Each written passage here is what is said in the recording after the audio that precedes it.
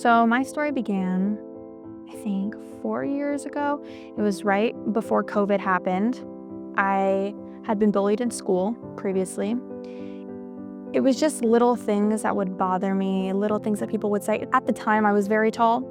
I'm 5'8" now, but in fifth grade, it's like when you're 5'6" in fifth grade, everyone's like, oh, you're a giant, you know? And that really, it became my personality. And I didn't know why it hurt me so bad. Because I mean, other kids go through the similar things, but to me, it affected me harshly. And it got to the point where I obsessed over it. And I thought to myself, oh, I'm too big. You know what? I need to find a way to not be so tall. I need to find a way to be smaller, because I started morphing the word big and tall into the same thing. So I just became like hyper fixated on this. And I was like, okay, well, I'm gonna fix it. And I started to not eat as much. And that's when, probably like a year later, my mom noticed. She's like, Saylor, you don't look good. Something's going on.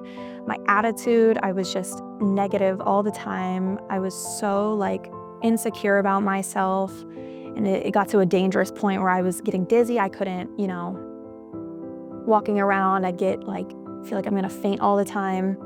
And my mom just was like, you know what, you don't look good. You have to go see someone. So I didn't even know where to start. So I just started reaching out to friends. And if it wasn't for the support of the friends that I did reach out to, it's really a hard thing to find, especially in Southwest Florida.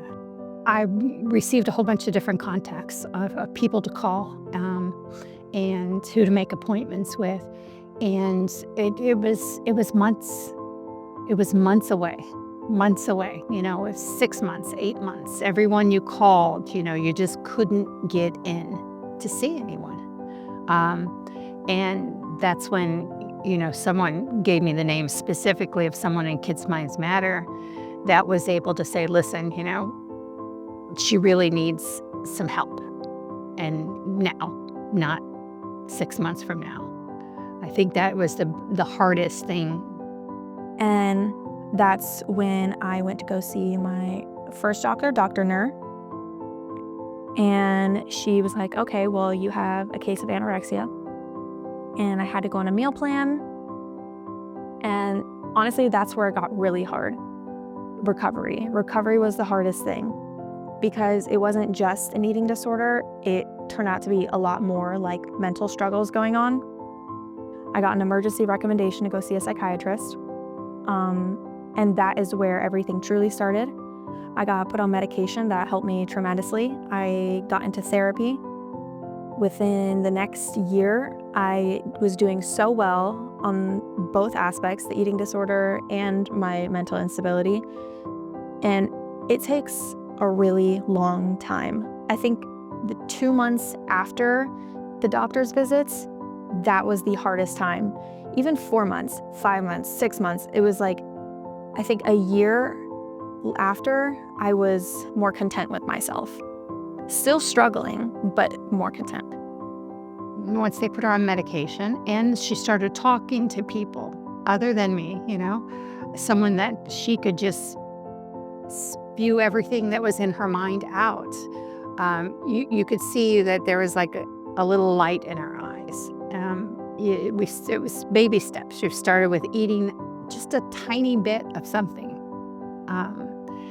to, eating regular meals, and it progressed on from there.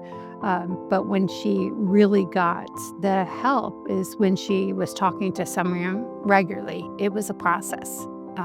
But you could see she just had something to look forward to. Now that I'm healed, the people around me seem to be healed for me. So it's like, not only have I become a more positive, uplifting person, but my mother is no longer going through that stress of worrying and having to care for me every day, just wondering what I'm gonna do next. Instead, we're planning where we're gonna go shopping next. And same with my friends. Instead of worrying for me, instead we're planning to go to the beach or something. So I was invited to Normal is Overrated, I think 2 years ago. I was contacted and told that my story was inspirational and they wanted to hear from me. I think that her being able to share her story heals her in a bit, because she really, you could tell with the kids' reactions, and when the kids came up to her, that they knew how she was feeling. I honestly felt a lot better to get my story out there, just so a wider range of people can see it and hopefully be inspired by it. And I want other teens to understand, like, it's okay to go ask for help, because not everybody is going to have this perfect little happy life. And even now, it's not like I have the most perfect little happy life, but it is the best that it can be. And you have to realize that there are hardships that go along with it, mental hardships.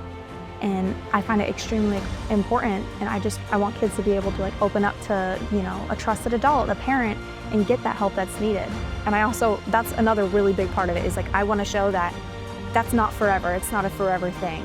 You can have mental hardships for a few years, but if you really want to recover and you really want to have a positive future, you have to work towards it and you have to go get help.